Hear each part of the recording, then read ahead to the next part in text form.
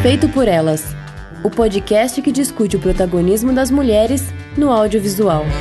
Olá, ouvintes! Eu sou Isabel Wittmann. Eu sou Estefânia Amaral. E eu sou Kel Gomes. E no Feito por Elas de hoje, em formato Drops, a gente vai conversar sobre o filme A Sombra do Pai, da Gabriela Amaral Almeida, que estreia no dia 2 de abril nos cinemas. E essa conversa ela vai ter, talvez, alguns spoilers leves, porque a gente vai comentar alguns pontos da trama, mas sem entrar, assim, em nenhuma grande revelação, sem entregar o final da história. Então, nada que comprometa a apreciação do filme, né? E depois da conversa vai ter uma entrevista com a diretora também nesse programa.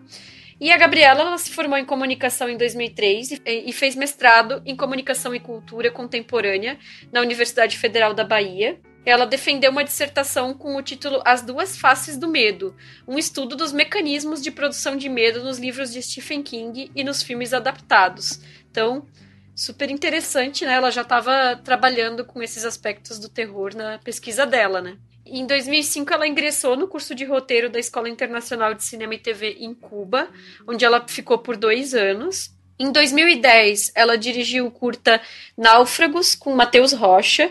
E em 2011, foi a vez de Uma Primavera e A Sutil Circunstância.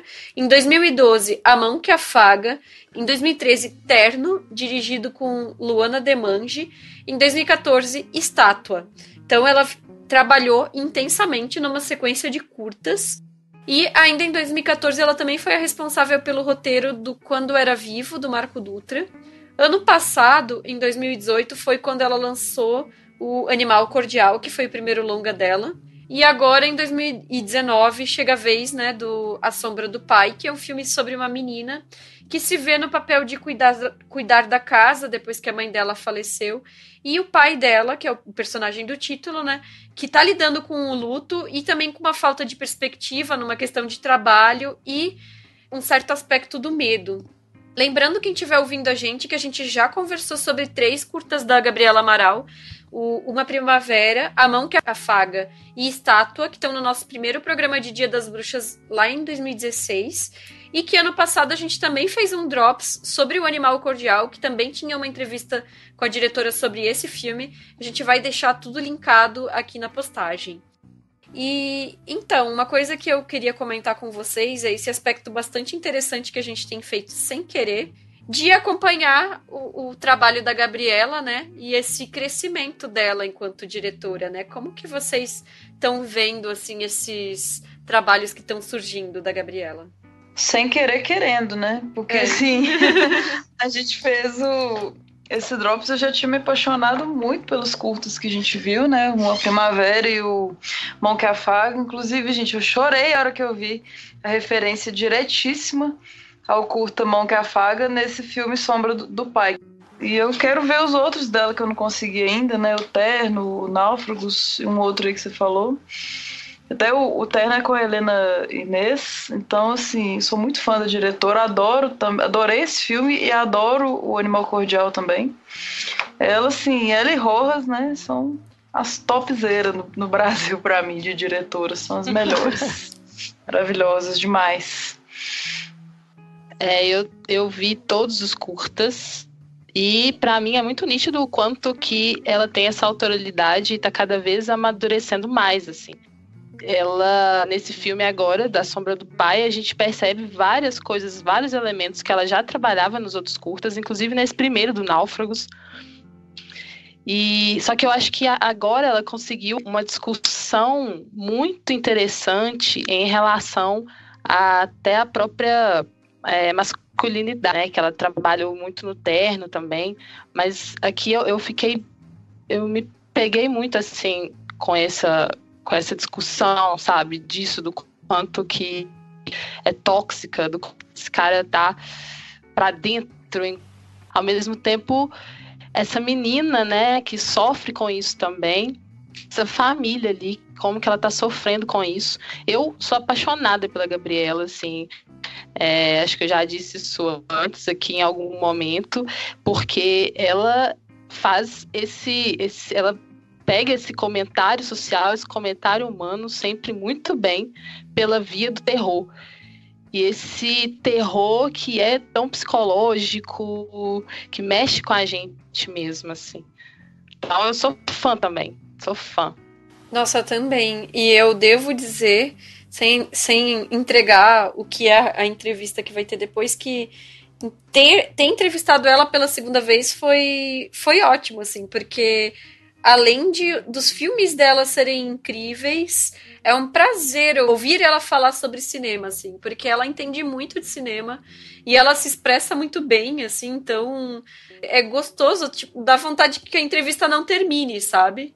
E bom, tem uma hora do filme que toca a música que era a antiga música da nossa vinheta, né?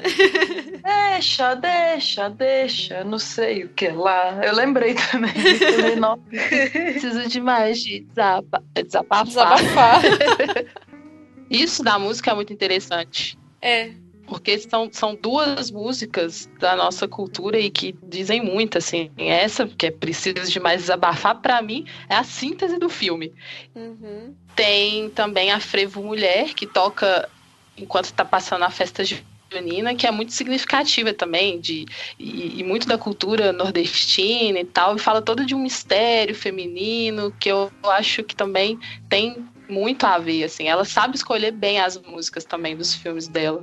A própria trilha sonora do filme é muito boa, né? É bonita e é atmosférica, assim, né? É, a sonoplastia também, assim, além da trilha, tem uns momentos que é impressionante, assim, o barulho de construção, né? Uhum. E a trilha de suspense mesmo, assim, que, nossa, causa uma tensão, assim, muito impressionante. E tem a gente falou da Rojas algumas vezes, tem uma relação muito íntima, né, com o cinema das duas, assim. Esse filme, tem como não lembrar do Trabalhar Cansa, da Juliana Rojas, do Marco Truta, por exemplo. Sim. Tem até uma crítica no Letterboxd que eu li hoje, do Luiz Baez, que eu achei fantástica, que é só assim: trabalhar ainda cansa. Boa. Perfeito, assim, porque tem muito a ver. Tem uma coisa que é um pouco dessa tristeza. É um sofrimento, assim, da classe trabalhadora que tá retratado ali, né? Uhum. Tem uma hora que eu lembro muito daquela música épica do Chico Buarque, A Construção. Uhum. Porque, né, acontece uma coisa, né? Que é muito o que tá descrito na música ali, né? Aquele corpo que atrapalha o tráfego, o trânsito e tudo. É uma vibe pesada, assim. Essa cidade cinza, né? Uma crítica foda. E tem as referências cinematográficas, né? Um dos filmes que aparece na TV, né? Que a menina fica assistindo é o Pet Sematary, que é da Mary Lambert, que a gente já gravou um episódio de Dia das Bruxas, também a gente vai deixar linkado. Então, uma referência a Stephen King também, né? Essa coisa toda. E a outra referência é A Noite dos Mortos-Vivos, do Romero, né? Que essa eu não perguntei direto pra ela na entrevista, mas eu fiquei um pouco curiosa, assim, porque o Pet Sematary tem aquela coisa de trazer de volta à vida os mortos. Mas se bem que A Noite dos Mortos-Vivos também, né? Claro, são zumbis, né? Mas é de uma maneira muito mais literal. Aí eu fiquei pensando qual que era o diálogo específico com esse filme, né? Mas agora eu viajei, pensando bem, eu acho que eu viajei porque são zumbis. Não, mas tem uma questão do pai dela, que ela fala, né? Ele tá virando um zumbi. E ela fala, seu monstro. Então eu acho que é como se ele de fato estivesse virando um zumbi, assim, no filme, né? Na ficção do filme, sim. Então eu acho que é uma relação com o monstro que o pai dela tá virando ali.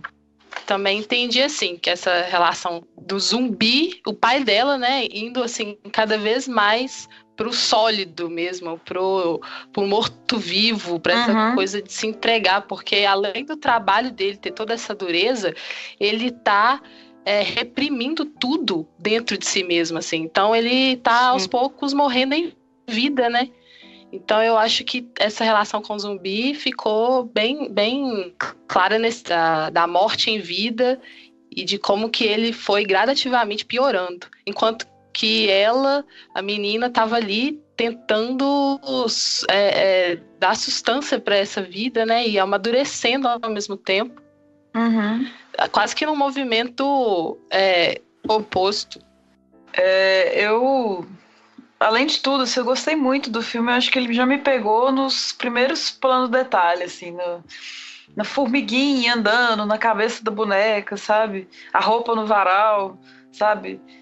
Muitos planos detalhes interessantes, assim, nas bonecas dela, que dão toda uma atmosfera. De novo, esse é o tipo de filme que não foca no diálogo. Tem uma cena maravilhosa, que eu acho que é a minha sequência preferida, que é quando a menina abre a gaveta que tá emperrada, aí ela acha a foto, né? Tem até uns playboy ali do pai. E isso nada foi dito, assim, ele só escuta o barulho da gaveta, vai pro quarto, né? Encontra a foto e chora. Aquilo é a coisa mais linda do mundo, gente. E eles revela a falta de diálogo dos dois, né? O tanto que é tenso isso, o tanto que é pesado, o tanto que não tem de não ditos mesmo que tem naquela casa. Então, assim, eu acho sensacional o trabalho da diretora nesse filme, mesmo. A festa de São João também lembra muito As Boas Maneiras, né? Sim. Eu acho até que lembra o Ramo também. Uhum. Dessa não, vários, da mulher árvore, né? Sim, tem aquele outro da Juliana Rojas também, que é bem do Lynch. Eu tenho o nome dele aqui. Pra Eu Dormir Tranquilo, o Júlio Machado, eu até vi que ele fez o filme, mas eu não lembro dele, né? O ator principal. É muito Pra Eu Dormir Tranquilo, a questão do menino com a babá e querer trazer ela de volta. Várias relações possíveis, assim, entre os curtas e os filmes das duas. Também gosto de como ela traz essa coisa das simpatias e bruxaria, né? Ali a resistência das mulheres ali, naquela dureza toda, também passa pelo mistério, pelo sobrenatural, pelos rituais. Isso eu gosto muito também de como ela coloca, assim. E é algo que dá força para elas, né? Dá uma certa confiança naquele cotidiano para elas, né? Eu só fiquei pensando porque ela coloca essa coisa dessa religiosidade sincrética num campo, assim, que é do ambíguo, né? A gente nunca tem certeza exatamente do que tá acontecendo ali, o que elas esperam e o que tá acontecendo de verdade, né? Então, por exemplo, quando a amiga da menina tenta usar, entre aspas, os poderes dela pra ter mais atenção da mãe em relação ao novo bebê da casa, né? Aí a gente ouve o bebê chorando, mas bebês choram o tempo inteiro, então pode não ter tido relação nenhuma, e isso é sempre deixado nessa ambiguidade, né? Se a gente acredita ou não que aquilo ali tá acontecendo, né? E aí o que eu fiquei pensando só é que talvez para pessoas que têm essas crenças e que praticam essas ritualísticas, se isso não seria talvez um ponto sensível no filme, porque isso pode se deslocar para o campo do terror no contexto do filme, né? A própria religiosidade da pessoa. Eu acho que acaba ficando essa lacuna a ser preenchida, né? Porque ali tá lidando com a fé da pessoa também, assim, a fé da personagem, né? Ela tá acreditando, ela acredita naquilo, então ela passa isso pra gente de certa forma, mas não é 100% certo que seja. O que ela tá acreditando pode não ser, pode ser uma coincidência aquilo. Então eu acho que essa ambiguidade ela é rica nesse sentido, assim, é algo que você vai preencher. E aí, de fato, ele evoca o horror através disso, né? Do sobrenatural. Eu não sou religiosa, mas eu achei respeitoso, assim. Se for pensar, eu acho que igual a Raquel falou, é uma força pra elas, assim, né? Questão do ok. Isso em filme de horror é bem comum, né? Esse negócio de evocar espírito, de invocar e tudo. Brincadeira do copo, né? Já foi feito até N vezes, assim. Isso aí que faz parte até da nossa infância também, né? Eu acho que quem nunca brincou. E no meio disso tudo... Mas, assim, realmente existe esse limiar, assim, pode ser um risco, mas eu acho que da forma como ela fez, pra mim, também não sou religiosa, pra mim não me pareceu desrespeitoso com algum grupo, me pareceu mais como essa coisa da arte mesmo, da imaginação, da fantasia, e de não é brincar, mas suscitar esse tipo de mistério na gente, assim, né? De coisas que nós mesmos não temos certezas, assim. E apesar de ser um filme tenso, assim, né, falar de morte, pesado, ele tem alívios cômicos, né? Tem respiro, que basicamente o marido da Luciana Paz, né, do personagem da Luciana Paz é responsável por isso, assim. No aniversário, né, no hospital, ele sempre faz uma piada constrangedora, então é um personagem desagradável, mas eu acho curioso esse alívio cômico que a diretora insere. Acho que só realça mais assim, o tanto que o pai tá triste e não consegue se conectar, sabe? Sim, concordo. Vocês sentiram uma coisa estranha em relação ao pai e a irmã dele? Tipo, tem um clima estranho com todo mundo, mas assim, como se fosse no sentido de... Incesto. Não. Vocês sentiram uma vibe Incesto, incestuosa entre os dois? Não. Porque eu acho que ele é possessivo com ela. Quando ela fala no casamento, ele fica muito nervoso. E aí tem uma hora que fecha a porta do quarto, assim, que eu falei, ai meu Deus. Aí eu fiquei sentindo que tinha uma coisa incestuosa. Mas isso é normal de irmão homem. Irmão homem também sente ciúmes, nesse sentido, assim, de ter, sabe, essa coisa patriarcal. Então, o irmão, ele também sente ciúmes da mulher que tá namorando, da irmã que tá namorando, da irmã que vai casar, enfim. Quando ele é ciumento, né? Quando ele tem essa característica. Não só isso, como também eu acho que é um certo desconforto em relação ao cunhado, que traz esses discursos, né? De vou ser meu próprio patrão, umas coisas assim que desencaixa, né? Assim, desse contexto, uns discursos que a pessoa que, né, tem um pouco de experiência de vida, sabe que tá fadado a não dar certo. Então eu imagino que rola um certo receio em relação a que tipo de vida a irmã dele vai ter no futuro também, né? Porque é um sonho de grandeza, né? De, como ele fala ali, morar no centro, perto do metrô, e aí ele vai ser autônomo, que na real é vender tipo Herbalife, né? Aquela coisa, né? E isso, e também o fato de que falado, né, que a mãe da menina morreu, acho que há uns 2 anos, né?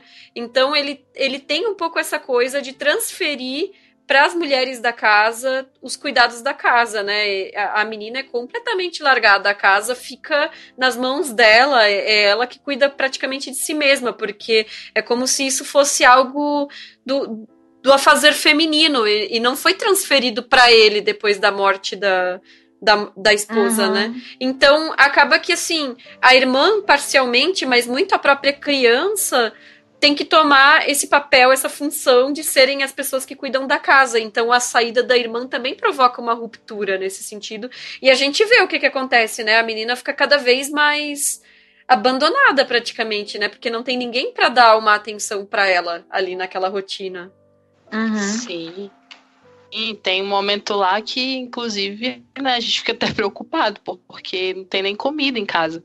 Então, realmente, ele criou essa dependência da irmã para cuidar das coisas e cuidar da filha também. Isso é bem mostrado mesmo, porque quando ela sai, inclusive, ele se apavora. Tanto a menina quanto ele, né, se apavoram com isso, com a saída dessa referência. Agora eles estão sozinhos. E aí acaba ficando pra menina, né? A responsabilidade. E aí ele tendo que amadurecer precocemente. Sim. Até. Ela não tem nem a liberdade de ser criança, de brincar. No aniversário dela, você não vê crianças, outras crianças, né? É uma situação difícil, é um cotidiano duro, assim. E que você lembra que existe, né? É uma realidade que existe em muitas famílias brasileiras, assim, dos pais ausentes porque tem que trabalhar e a criança ficar sem esse cuidado, sem a chance de ser criança, enfim, é uma dureza mesmo de realidade.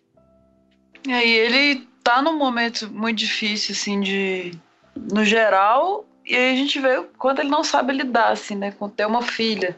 Né, ele pega ela pelo braço, assim, vamos ser uma família normal e tal, e empurra ela no balanço. Então, assim, ele é muito turrão, é muito difícil, né? E a diretora sempre faz questão de colocar esses espaços, assim, né? O espaço da escola, de uma forma perturbadora, né? A paralelo da semente que ela fez com o dente, eu achei fantástico, né? Porque a menina tenta plantar um feijãozinho e não nasce, né? A professora fala, tá morto. Aí ela pega um dente para poder, na intenção de uma coisa viva ali da mãe, né? De trazê-la na natureza, né? Porque é muito da bruxaria também, né? Do princípio que nada se perde, a energia não se perde, o espírito da mãe tá vivo. Então ela vai fazer uma coisa para trazer a mãe de volta nesse mecanismo da natureza, né? Eu achei isso muito, muito bem trabalhado no filme. E o que a mãe deixou, né, também. Isso do monstro a gente vê também, que o monstro às vezes deixa uns rastros, né? No caso da mãe é o cabelo em trança, tem o colar, tem o vestido amarelo de flores, tudo representa a mãe o filme inteiro, né? A gente só vai ver assim, fragmentos, né? O cabelo até o pé.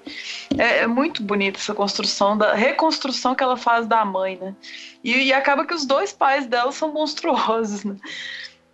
No filme todo, é o pai se transformando em zumbi e ela tentando ressuscitar essa mãe. Isso é muito bonito.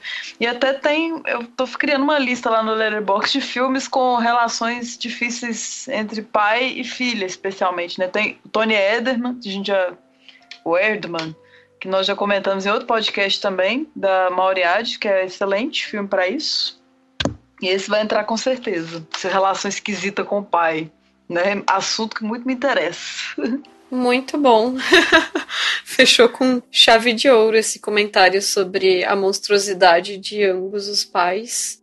Isso que tu mencionou dos espaços e dos vestidos e tudo, depois vocês vão ouvir também na entrevista, mas porque me chamou muito a atenção a coisa da direção de arte do filme, né? Que também tinha sido forte no Animal Cordial, mas assim, os vazios da casa, a forma como ela usa os móveis, as próprias roupas dos personagens. Aí ela vai explicar um pouco mais depois na entrevista, para quem estiver ouvindo a gente. Ótimo. Muito bom. Então agora vocês vão ouvir a entrevista que a gente gravou com a Gabriela Amaral Almeida. Perdemos todos esses bastidores. Olá. Um ano depois. Nem isso. Um ano depois. Foi agosto, né? Ano passado. Foi ano passado. Eu tenho uma percepção do tempo muito distorcida por causa desses filmes. Porque foi invertido, E é louco, né? porque assim, agora falando contigo, parece que esses filmes dilatam o tempo pra mim. Parece que passaram uns 10 anos. A experiência de filmar e de ter essas histórias prontas é muito maior do que o tempo físico que elas levaram, sabia? E aí eu tô conversando, porque quando eu filmei o Animal Cordial, tipo, há 2 anos atrás, e eu tomo um susto, eu falo assim, nossa, é mesmo, há 2 anos, parece que faz muito tempo. A Sombra do Pai foi filmado quando? Em 2017. 2017? Ou 2016. 16, né? 16. Finalizado em 2017. Né? Uma loucura. Foi 2015, 2016, 2015... 2015 eu filmei A Sombra do Pai, aí finalizei em 2016, aí meio de 2016 eu comecei a pré e filmei o Sombra, em 2017 eu finalizei o Sombra, em 2018 eu comecei a trabalhar o Sombra, mas aí em 2017 estreou o Animal, enfim, é uma coisa em cima da outra. Como que foi essa decisão de inverter o lançamento dos dois? Então, na verdade, eles não estão invertidos. O que aconteceu com A Sombra do Pai é que eu escrevi... Já começamos, né? Já. É que eu escrevi o roteiro num período de 8 anos, não por 8 anos, Sim, né? Então, enquanto eu escrevia esse roteiro, eu ia fazendo outras coisas. Eu ia dirigindo meus primeiros curtas, ia escrevendo roteiros para outras pessoas e fazendo diversos outros trabalhos, né? E aí... eu fui, assim, o começo dele foi logo depois que eu saí da escola de Cuba, que foi em 2000, eu saí em 2007, eu me lembro que eu tinha uma sinopse mais ou menos elaborada dele no começo de 2009, e aí o ponto de encerramento, acho que, do trabalho formal no roteiro, foi depois que eu fui a Sundance com ele, porque ele foi selecionado para os laboratórios de Sundance, então eu voltei de lá com mais certeza de que ele estava pronto para filmar. Aí é que tá. Quando eu volto pro Brasil, ele é ganhador de um edital do Fundo Setorial Audiovisual para filmagem da FAPESP, aqui em São Paulo. Só que a verba do Fundo Setorial, que era 80% do filme, ia demorar 1 ano para ser liberada. E eu achava na época que não valia a pena ficar esse um ano trabalhando no filme, porque ia ser... É quase como se eu tivesse uma noção, assim, de que ia estragar o ponto, sabe, da receita. É como trabalhar demais também uma coisa, tem um momento que ela passa do ponto, exato, desanda. E aí foi quando eu fui até o Rodrigo Teixeira e falei, vamos fazer essa ideia que eu tenho? E apresentei a ideia do animal. E aí o animal foi feito nesse um ano.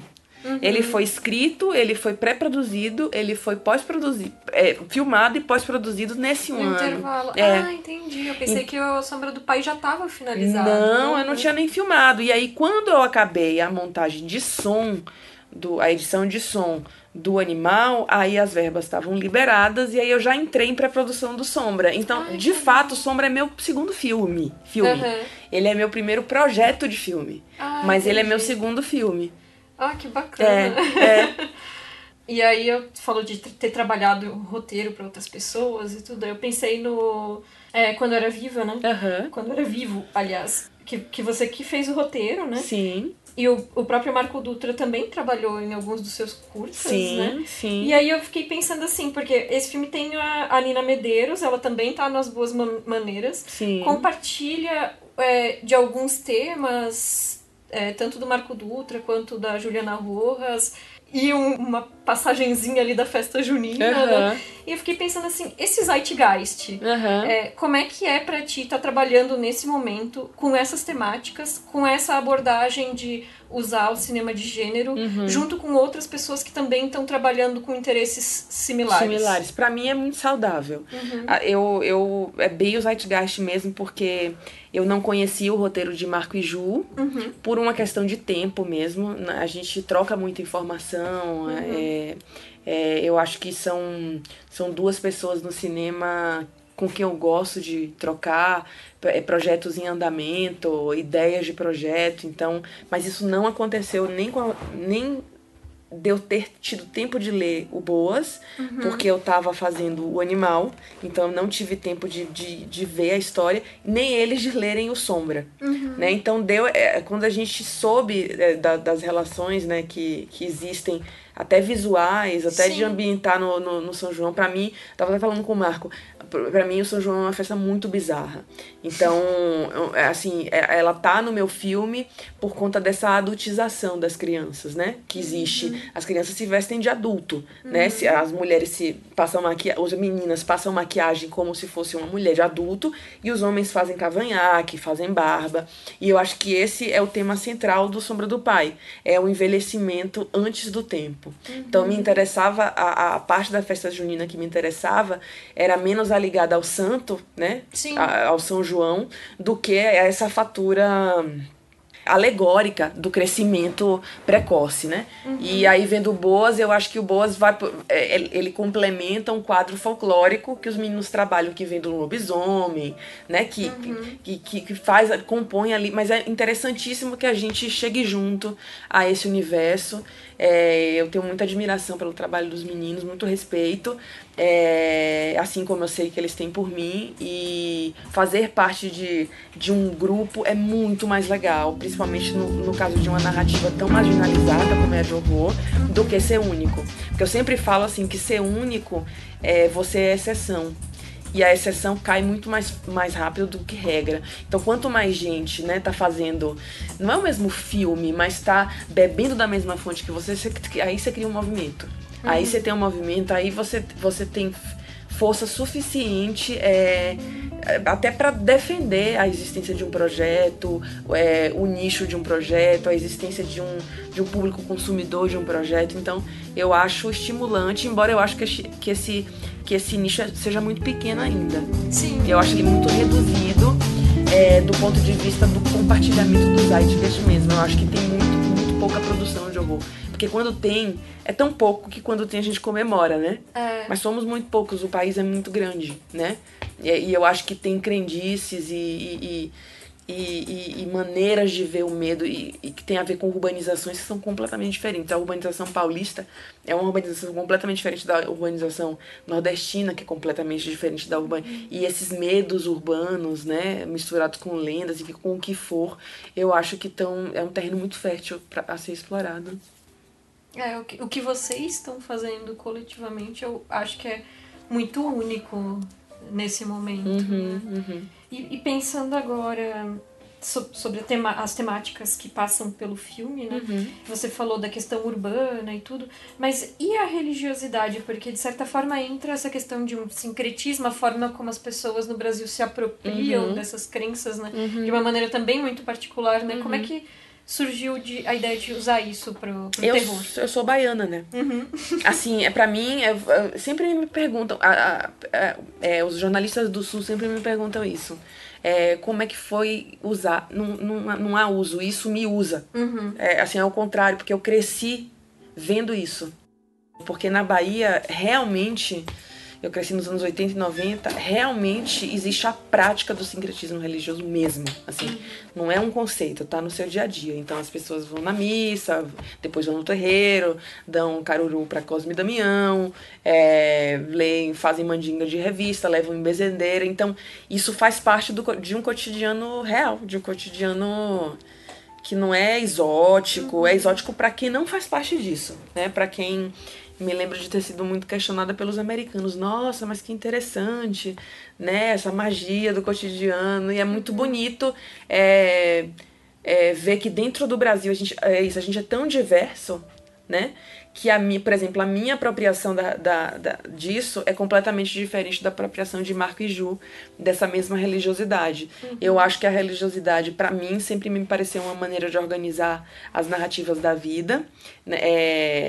Não necessariamente eu estou me vinculando a crenças ou falta de crenças, é uma perspectiva mais lúdica e mais dramatúrgica dessa realidade, né? Então, como ela está muito impregnada em mim, eu conheço pessoas e parentes, né? Que são imediatos e próximos a mim, que através da crença reorganizam a percepção do mundo. E isso é uma função de narrador, né? Isso é uma função de artista.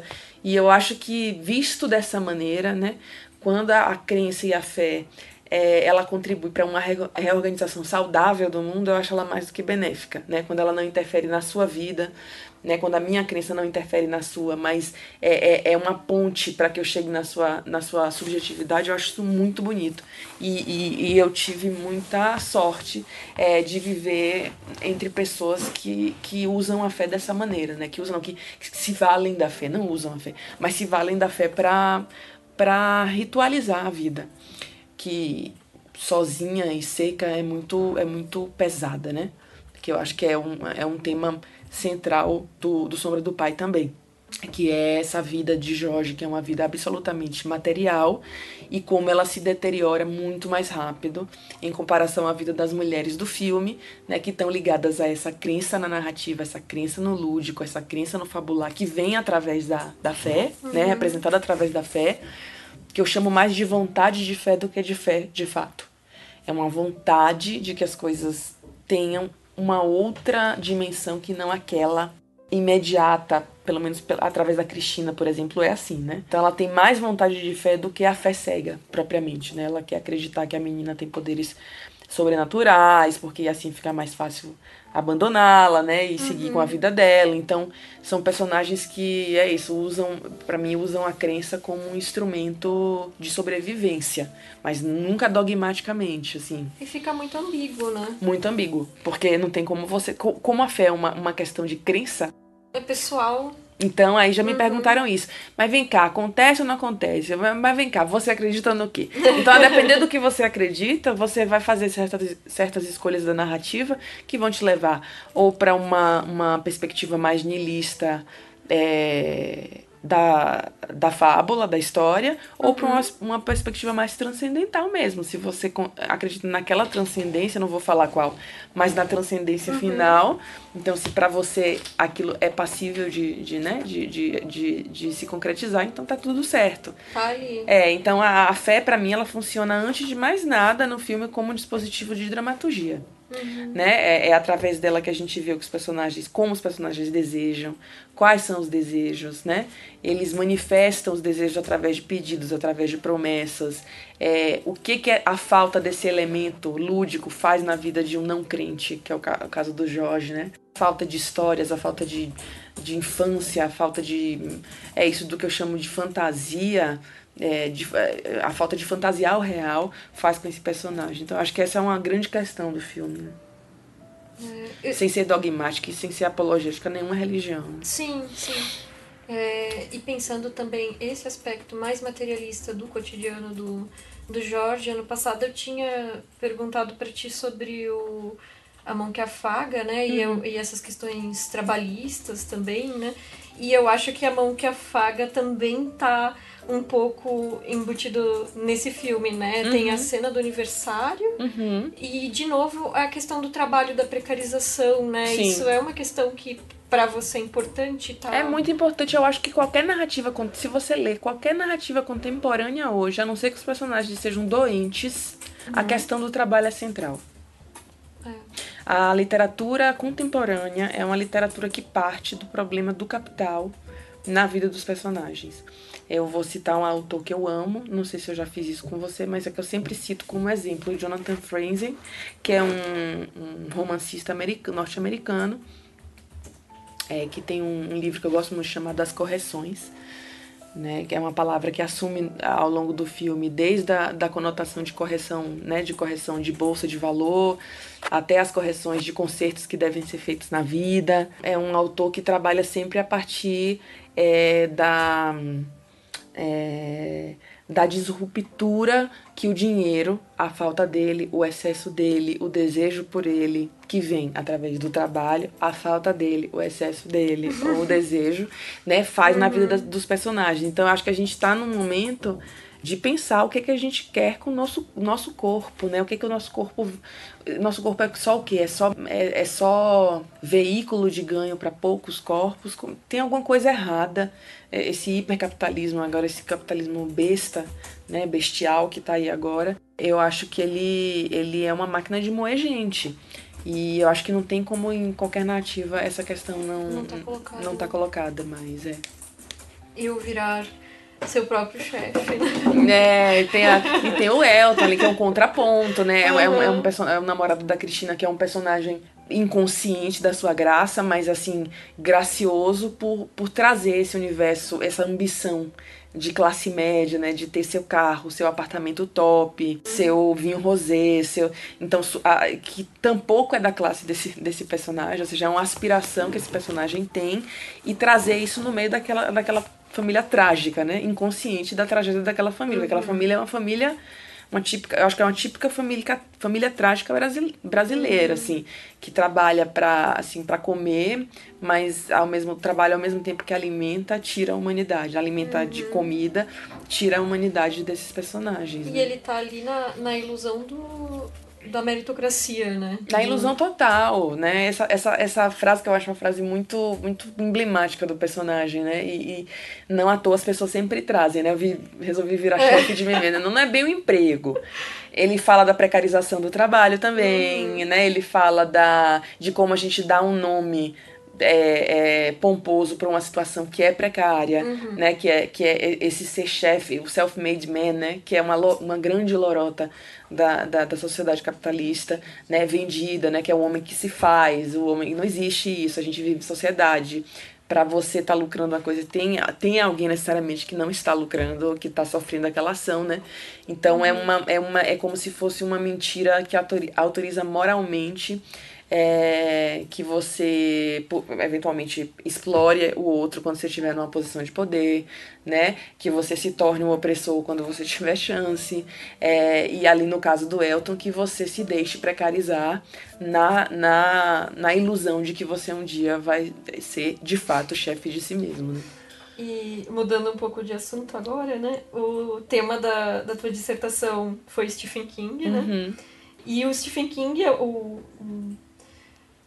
clima de filme do Stephen King tá bastante presente nesse filme, incluindo o Cemitério Maldito, né? Como foi essa inspiração? Como foi essa transposição pra ti? Pra mim, ela é quase como imediata, porque foi um dos autores que eu mais li na vida, assim, ao longo da vida, em diversas fases. Eu acho que é um autor que se caracteriza justamente por trazer o gótico, né, transplantar o gótico, o horror do castelo, para a família norte-americana. Então o King trabalha muito com a dissolução dos valores norte-americanos de posse, de tranquilidade ou do loser e winner, né? Ele trabalha muito com a dissolução desses valores a partir de elementos fantásticos, né? Então King é, pra mim, uma espécie de Steven Spielberg do horror. As histórias são sempre familiares, sempre ele fala muito das famílias através da infância, então isso é uma coisa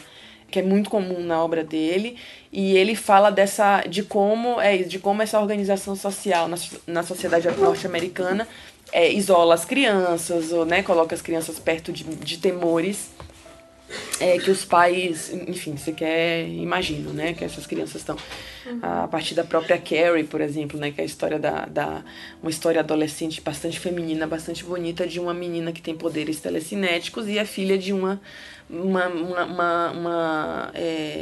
fanática religiosa.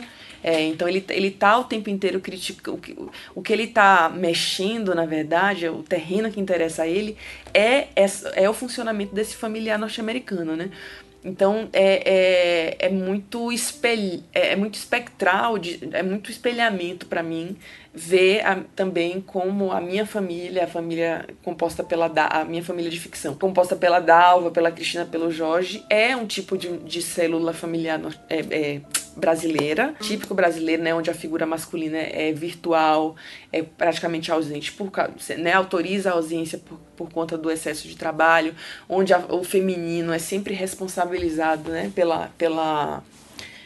pelo cuidar dessa casa, e esse feminino, não importa que idade ele tenha, ele pode ter 8 anos no caso da Dalva, né? Se a mãe morreu, então a herdeira imediata é para essa criança, de como as crianças aqui de classes mais baixas crescem longe dos olhos de pai e mãe, né? As crianças, filhos de operários, elas criam outras crianças muitas vezes, né? Os irmãos mais velhos, tipo uma menina de 7 anos cuida de um bebê de 2. E isso é uma realidade da gente, né? Então me interessava, agora vendo, por isso que é uma coisa inconsciente, é óbvio que a maneira de entrar nesse terreno é uma maneira Stephen Kingniana, entender onde é que estão as fissuras dessa organização social, né? Como é que essa organização funciona ali no núcleo, ali entre 4 paredes, e como a presença do monstruoso, que no caso desse filme é o luto, é a morte, né, que não é aceita, faz com que essa família se despedace, né, se quebre e se desorganize. Então, nesse sentido, é muito Stephen King mesmo. Em termos de estética, né? Eu queria fazer uma pergunta sobre a direção de arte especificamente. Como que foi para você criar, desenhar o que seria a linha guia, né, para essa direção de arte? Porque são elementos que são muito fáceis de encontrar em qualquer casa brasileira, por exemplo, na cenografia, né? Aquelas tigelinhas e os santinhos e... Enfim, o cuidado com o vestido bordado da Dalva. Enfim, como é que foi a linha guia que construiu essa estética do filme? Muito legal a pergunta. Bom, mencionar os 2 artistas responsáveis por isso, que são o diretor de arte e o figurinista. O diretor de arte é o Valdir Lopes Júnior e o figurinista é o Diogo Costa. E a minha ideia com os 2 era criar, como tem elementos na história que tem muito peso, a gente fazer uma direção de arte que fosse quase hiperrealista, assim. Você tem a realidade, você reconhece marcas, mas tem um vazio ali que não é um vazio normal de uma casa real, né? Tem muito poucos objetos, mas os objetos que existem, eles permanecem para É isso, é como se você vê uma térmica de café e aquilo faz com que você entenda todos os utensílios que existem na casa. Então, o excesso nessa casa a gente foi descascando, o Valdir foi descascando, fazendo com que esses espaços ganhassem também uma cara, falando da casa da Dalva, né? Uma cara de cova em vida, de lápide em vida, né? Então o chão é de cimento, as cores utilizadas são cores bastante mortas, tem cor, mas ela é morta, então como se os personagens estivessem sepultados em vida.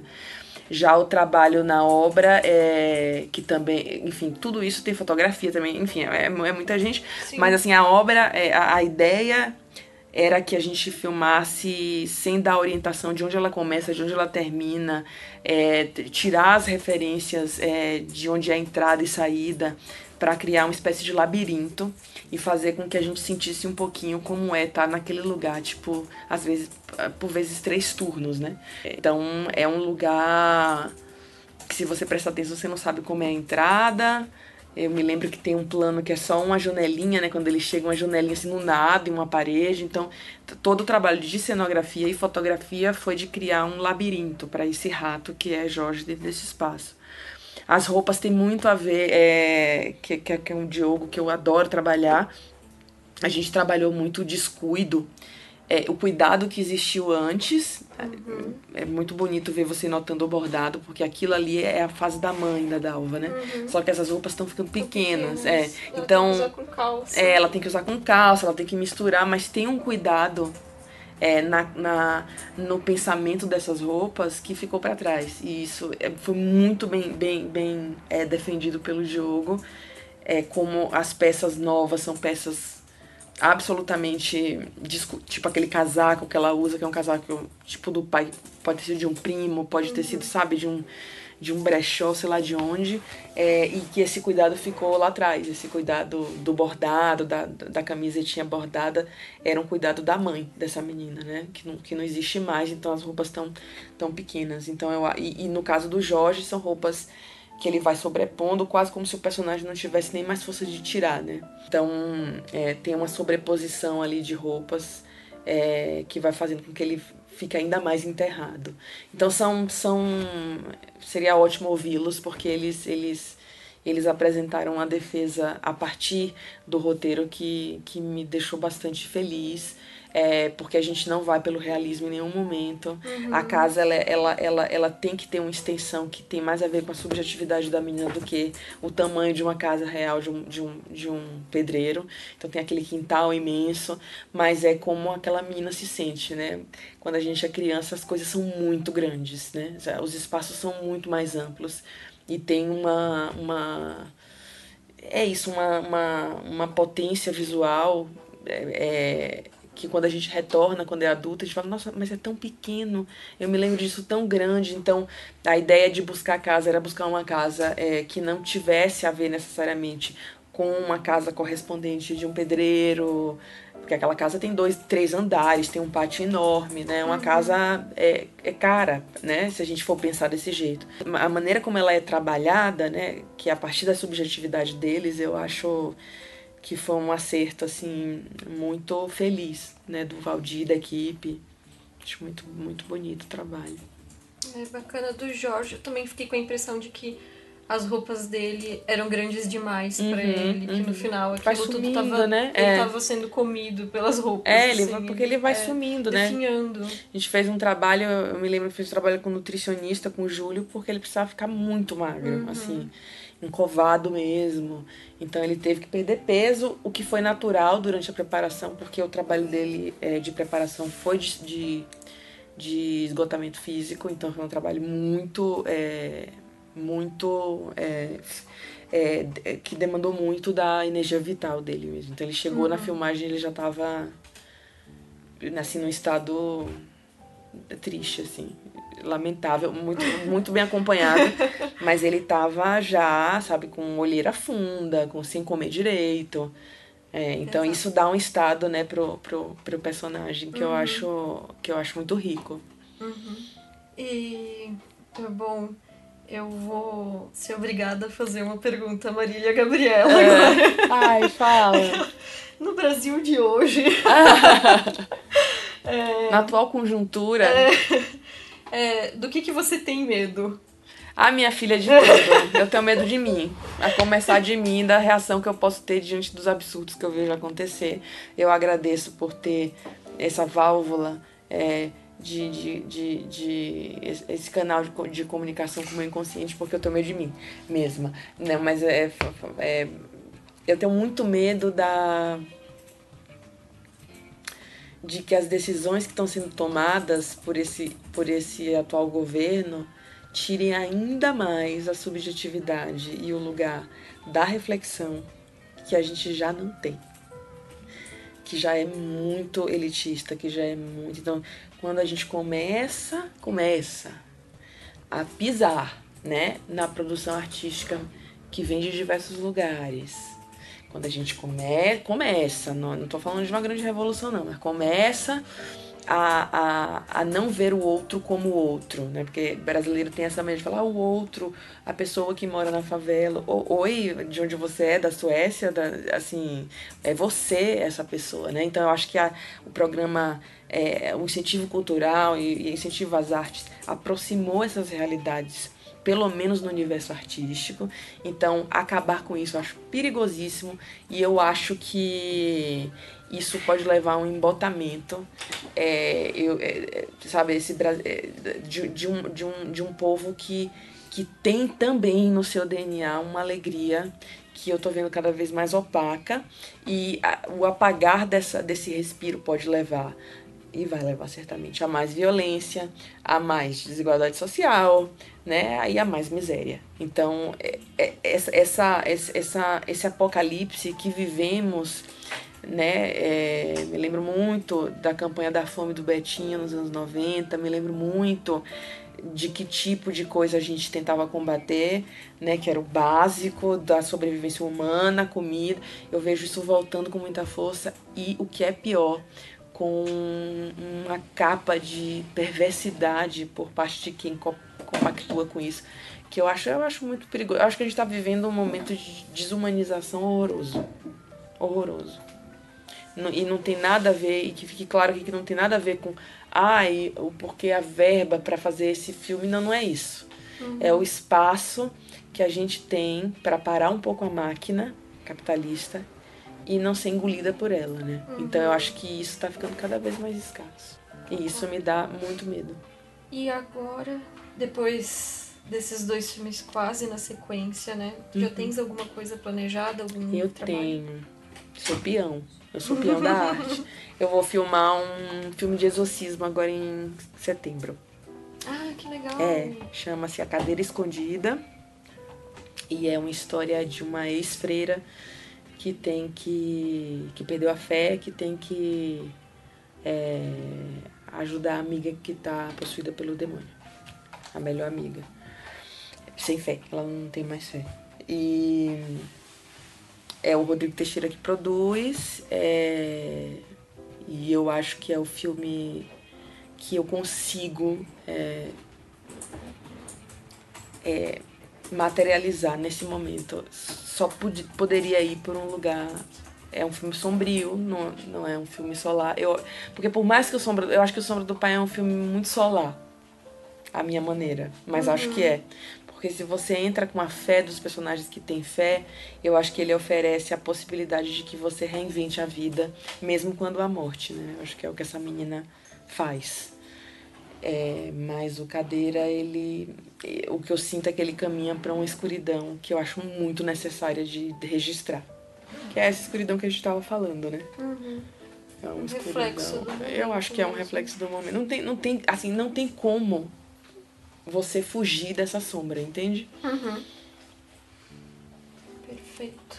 Esse vai ser o 3º programa nosso que...